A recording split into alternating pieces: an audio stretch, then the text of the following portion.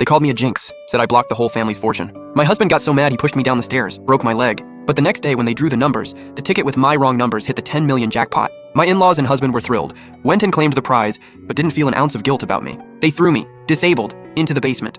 Left me to rot. Every day they tossed me a bowl of leftovers like I was some dog. I planned to divorce them once I healed. But then the apocalypse hit. Global temps dropped like crazy. In just a few days it went from 80-something degrees to 50s, to freezing, to -20. The whole world turned into an ice age. They stopped bringing me food. I froze and starved in that basement until I died. But maybe heaven took pity on me. I was reborn.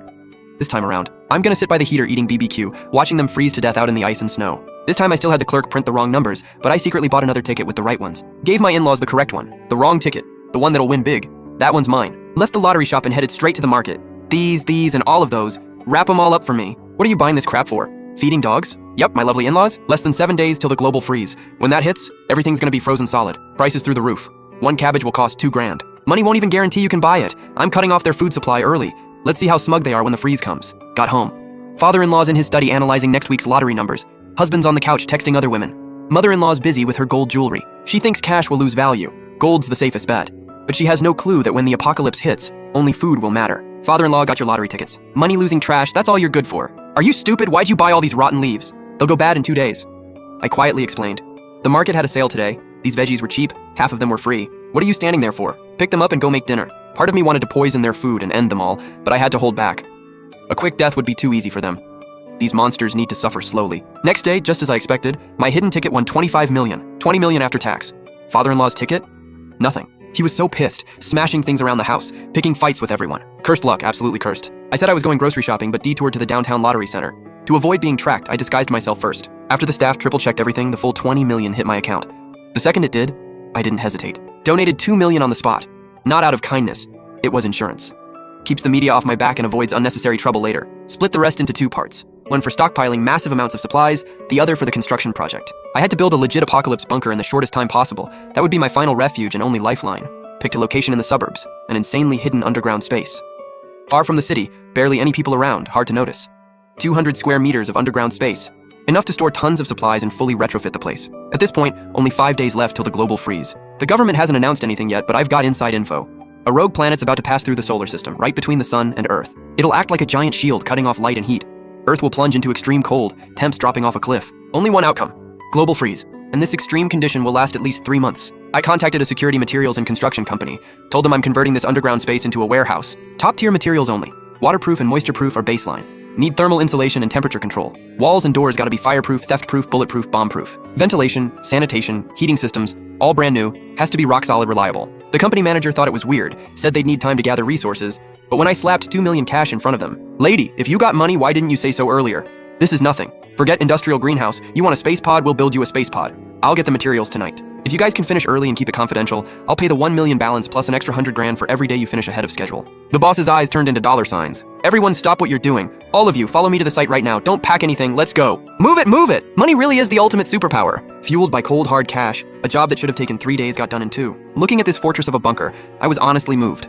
Multiple AC units, fridges, heaters, ventilation systems, even a dozen silent generators. I was beyond satisfied. Paid the balance and bonuses without hesitation. After the construction crew left, I hit up a wholesale market. Told them I'm opening a grocery store in my complex, need to stock up big time. All the items on my list, max quantities. You got it? I'm on it. Xiaolu, count the inventory. Laozhang, contact the factories. 2 days later, they had everything ready and delivered it all to the underground space in the middle of the night. Nobody goes down there normally, so no worries. After the wholesalers left, I happily checked the inventory. Everything accounted for.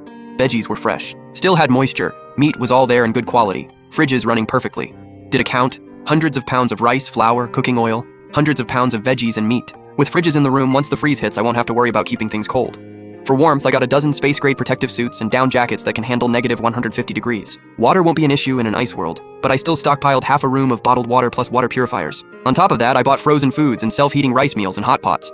The colder it gets, the more you need hot food. The supplies I've got? Forget 3 months, I could last a year and a half. I was secretly building my bunker while dealing with my in-laws. Day 3, temps suddenly dropped from the 80s to the 50s. Summer turned to fall. People didn't think much of it at first. But day 4, daytime got dark and snow started falling. Temps near freezing. Weather Bureau couldn't figure out what was happening. Then prices skyrocketed. Every time I went shopping, I'd come back empty-handed or with just pickles and steamed buns. Whenever my in-laws questioned me, I'd put on this helpless act. Temps are crashing, prices are insane. A single cabbage is $100 now. That's several lottery tickets. If we buy veggies, we're throwing money away. Yeah, exactly. Cabbage you eat once and it's gone. But a lottery ticket could win big and change our lives. Father-in-law sent me another 100 yuan. Buy me more tickets tomorrow. I gladly accepted. Maybe this time we'll hit it big, everything's riding on this. Mother-in-law and husband were unhappy, but couldn't do anything about it. They had to dig into the food I'd stockpiled before, eating pickles and watery porridge. After all, father-in-law controlled all the household money. Sure enough, 2 days later, the fridge went from stuffed to half empty. Then that night, temps plummeted to -50. Rain poured down and froze solid. The entire city got iced over. Streets were filled with panic. People went crazy buying supplies. Food, clothes, basic necessities. Prices shot through the roof. 500. Used to be 50 cents. You buying or not? Don't buy now, it'll cost more in 2 days. But if you don't buy, you'll starve to death in this freezing winter. The community turned on heating early, but the fees were insane. Our savings weren't nearly enough. Used to cost a few thousand, now it's tens of thousands. No heat? Freeze to death. Mother-in-law had no choice but to sell all her jewelry to pay the heating bill. She was heartbroken. But there were still tons of other expenses with the temp drop. Mother-in-law and husband desperately begged father-in-law to stockpile food. Finally, he agreed. Since I was out buying lottery tickets for him, the shopping fell to mother-in-law. But father-in-law didn't trust her with money, so he decided to go with her himself. But when they got outside, the scene made them freeze. Carrots that nobody wanted before were now 1,000 yuan each, flying off the shelves. Father-in-law only brought 500 in cash, thinking he could buy plenty. Turns out it wasn't nearly enough. Just as they were about to head back upstairs for more money, I suddenly appeared from around the corner. Father-in-law, mother-in-law, where are you guys going?